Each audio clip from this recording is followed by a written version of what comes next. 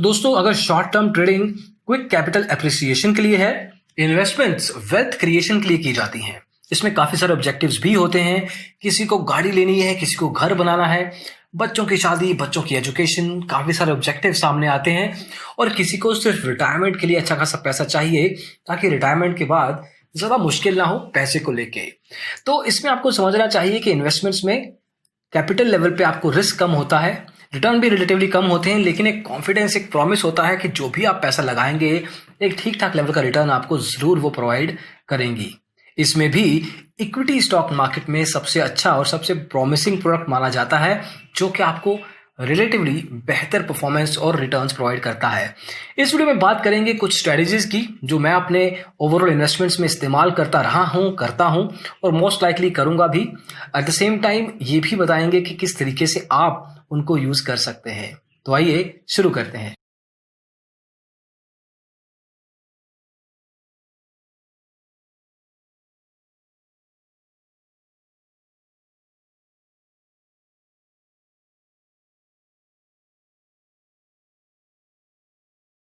तो दोस्तों, इन्वेस्टमेंट की जो मेरी 5 स्ट्रेटजीज हैं उसमें से पहली स्ट्रेटजी ये है, उसी में इन्वेस्ट करो जो आप समझते हैं।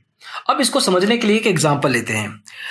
जब आप अरेंज मैरिज करते हैं, अगर आपने की है या करने वाले हैं, तो आप लड़का है या लड़की, आप देखना समझना कोशिश करते हैं, तभी आप ऐसा डिसीजन ले पाएंगे।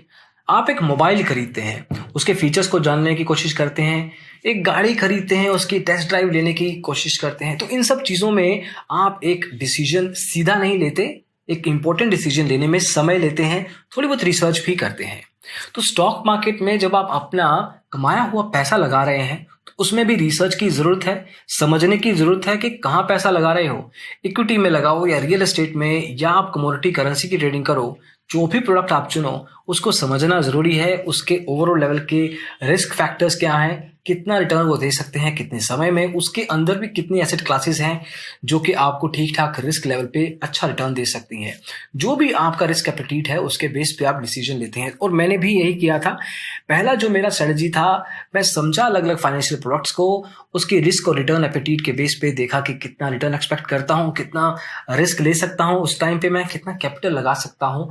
एंड देन मैंने उस हिसाब से डिसीजन लिया कि पहले प्रोडक्ट को समझा तब पैसा लगाया। तो ये मेरा स्ट्रेटजी पहला रहा है और आपको भी मैं गाइड करूंगा कि ये भी आप भी अपने पे अप्लाई करें कि जब भी कहीं भी पैसा लगाएं उस प्रोडक्ट को सबसे पहले समझें, फिर ही पैसा लगाइएगा। अब किसी दोस्त ने कह दिया कि मेरे को ये स्टॉक अच्छा लगता है, लगा दो 1 लाख रुपए, ऐसा मत कीजिएगा। अपना दिमाग लगाइएगा, प्रोडक्ट को समझिएगा, फिर ही पैसा लगाइए। और दिमाग लगाने के नाम से याद आया, जो दूसरा स्ट्रेटजी है, अपना फंडामेंटल एनालिसिस जरूर कीजिए। स्टॉक मार्केट में इन्वेस्टमेंट्स के लिए फंडामेंटल एनालिसिस इंपॉर्टेंट ही नहीं, मैंडेटरी है। अब देखिए, फंडामेंटल एनालिसिस में आपको कुछ डॉक्यूमेंट्स को देखना होगा। इसमें उस कंपनी के income statement, balance sheet, cash flow statement को देखना जरूरी है, समझना जरूरी है। कई तो स्टॉक मार्केट ट्रेडिंग एप्स हैं जो कि इन पर्टिकुलर स्टेटमेंट्स के जो अलग अलग फाइनेंशियल मेट्रिक्स हैं उनके रेशियोज निकाल के आपको डायरेक्टली बताती हैं कि ये स्टॉक अच्छा है या नहीं। आप इंडस्ट्री पीयर्स के साथ कंपेयर भी कर सकते हैं रियल टाइम पे, ताकि आप अपना डिसीजन ले सके।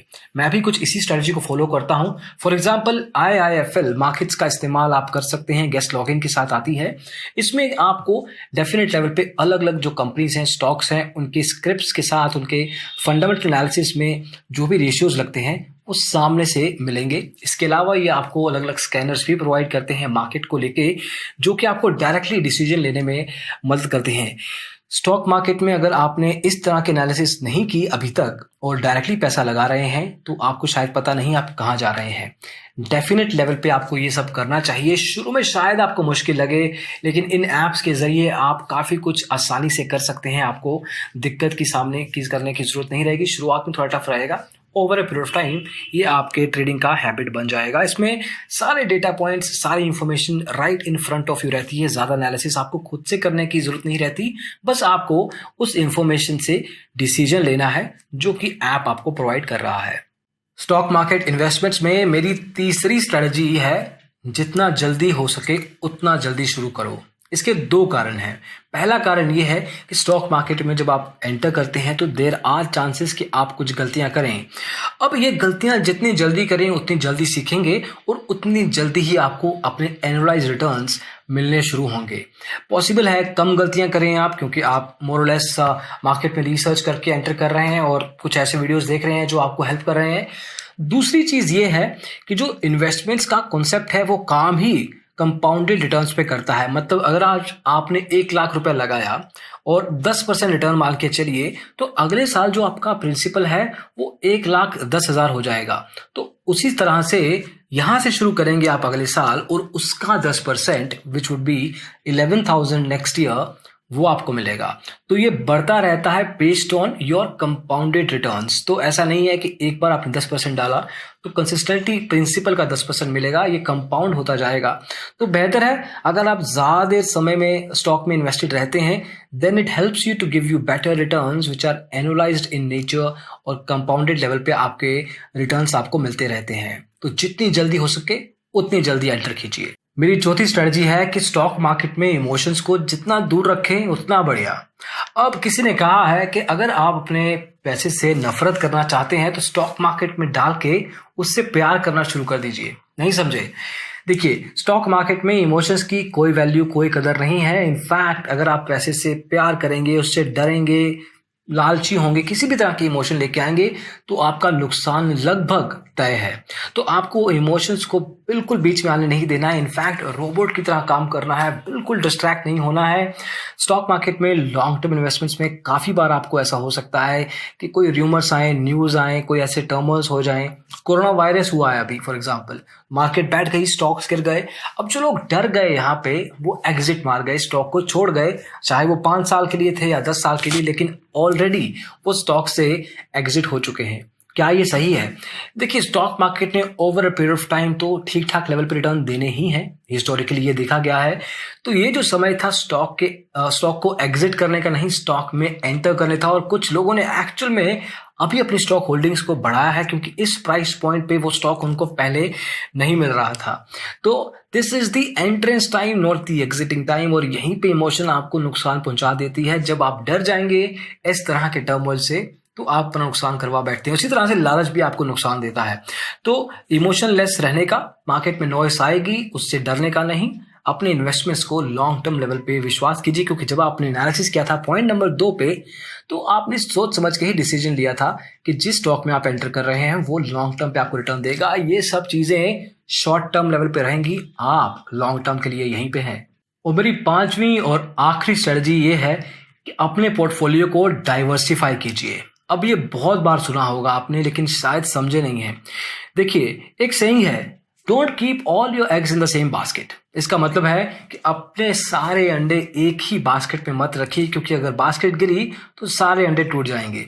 तो आप 2 बास्केट पकड़ सकते हैं, 4 बास्केट पकड़ सकते हैं। इनको पकड़ना थोड़ा मुश्किल हो सकता है, लेकिन एक आधी बास्केट टूट भी गई तो आपके सारे अंडे खराब नहीं होंगे। तो इन्वेस्टमेंट्स में भी सेम चीज जाती है। इन्वेस्टमेंट में अगर आपने एक ही प्रोडक्ट में पैसा लगाया है, फॉर एग्जांपल अगर आपने रियल एस्टेट में पैसा लगाया है, सारा का सारा अपना जो कैपिटल था वहीं पे लगा दिया और डिमोनेटाइजेशन हो गया, या फिर वायरस जैसा कुछ आ गया, ऐसी चीज आ गई जिसने डायरेक्टली एक सेक्टर को इम्पैक्ट किया, तो रियल एस्टेट बहुत जल्दी इम्पैक्ट हो जाता है फॉर दैट मैटर। और सारा का सारा जो इंडस्ट्री है, सेक्टर है, ठप होके बैठ जाता है। तो आपकी रिटर्न तो दूर की बात है, प्रिंसिपल अमाउंट भी खतरे में आ सकता है। तो इसी तरह पे आपको अपने सारे के सारे कैपिटल को अलग अलग इन्वेस्टमेंट प्रोडक्ट्स में डाइवर्सिफाई करना है। डाइवर्सिफाई करने से पहले आपको सीखना होगा उन प्रोडक्ट्स को। पॉइंट नंबर 1 जो आपको स्ट्रेटजी नंबर 1 बताई थी, उन्हीं सेगमेंट्स में पैसा लगाइएगा जिनको आप समझ गए हैं, और फिर आप अपने पोर्टफोलियो को डाइवर्सिफाई कीजिए। देखिए, बातें समझ में तभी आएंगी जब आप एक्चुअल में इसको करेंगे। और IIFL, जैसे पहले बताया, उनकी ऐप के बारे में, एक ऐसा स्टॉक ब्रोकर है जो आपको अलग अलग ट्रेडिंग सेगमेंट्स, जिसमें equity, commodity, currency, derivatives, mutual funds, insurance, NCDs, bonds, fixed deposits, ऐसे तरह के काफ़ी स्टॉक मार्केट और इन्वेस्टमेंट प्रोडक्ट्स आते हैं जो कि आपको एक ही ब्रोकर प्रोवाइड करता है। आपको अलग अलग अकाउंट खोलने की जरूरत नहीं है। तो चाहे आप एक ही बास्केट में नहीं, अलग अलग बास्केट्स में पैसा रख रहे हैं, लेकिन उसमें अलग अलग कंपार्टमेंट बने हैं जो अपने आप में सेफ हैं। इस तरह से इसको समझ के आप आगे चल सकते हैं। तो इसका लिंक आपको प्रोवाइड कर देंगे, आप चेकआउट कर सकते हो इनकी ऐप को भी। और अगर पसंद आए तो you can go ahead with your investments. दोस्तों, हमारी 5 स्ट्रेटजीज में बस इतना ही। होपफुली आपने कुछ सीखा हो इसमें, और अगर आप ऐसा कुछ नहीं कर रहे हैं तो डेफिनेटली कीजिए। इसके अलावा अगर आप कुछ कर रहे हैं तो कमेंट्स में हमें जरूर बताइएगा, ताकि हम भी बाकी यूजर्स को साथ ये शेयर कर सकें। इस वीडियो में बस इतना ही। पसंद आया हो तो लाइक कीजिए, शेयर कीजिए दोस्तों के साथ, और डिजिटल ब्लॉगर को स्टॉक मार्केट की न्यूज के लिए जरूर सब्सक्राइब कीजिएगा। Thank you so much watching this video. Bye bye.